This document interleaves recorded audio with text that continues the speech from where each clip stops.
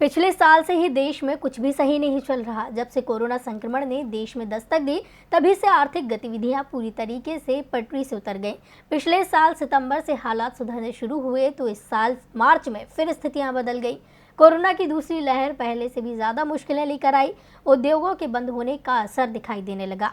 तमाम एजेंसियों ने देश की जीडीपी में गिरावट के संकेत दिए हैं। मूडीज ने भी कुछ ऐसी ही रिपोर्ट जारी की है। तो क्या है मूडीज की रिपोर्ट में, देखिए। इस साल की शुरुआत में आरबीआई सहित दुनिया की तमाम दिग्गज एजेंसियां दावा कर रही थी कि भारत की विकास दर 14% के करीब रहेगी। मोदी सरकार भी इन रिपोर्टों के आधार पर अपनी सरकार के कामकाज के गुणगान में जुटी थी। लेकिन अब जो भी रिपोर्ट आ रही है उसमें साफ है कि विकास दर का यह आंकड़ा बहुत ही कम है। मूडीज इन्वेस्टर्स सर्विस ने पहले भारत की 2021-22 में जीडीपी वृद्धि का अनुमान 13.9% बताया था, लेकिन अब जो रिपोर्ट जारी की है उसमें यह अनुमान घटाकर 9.6 कर दिया गया। अगले साल तो इसमें और भी गिरावट के संकेत है और 2022-2023 में ये वृद्धि दर 7% के आसपास रह सकती है। पिछले साल भारतीय अर्थव्यवस्था को 7.3% का नुकसान हुआ।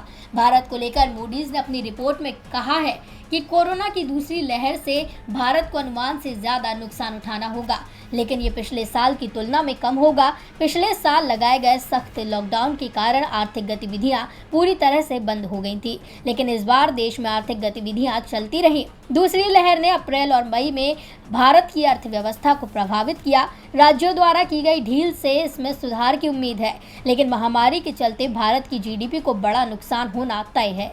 भारत की अर्थव्यवस्था पहले के अनुमान से कम करीब 9.6% की दर से बढ़ेगी। इससे पहले तमाम एजेंसियां भारत की जीडीपी वृद्धि दर के अनुमान को घटा चुकी हैं। देश में महामारी की यदि तीसरी लहर आती है, जिसके बारे में दावा किया जा रहा है कि अगस्त में ये लहर आ सकती है, तो ये अनुमान और भी कम हो सकता है।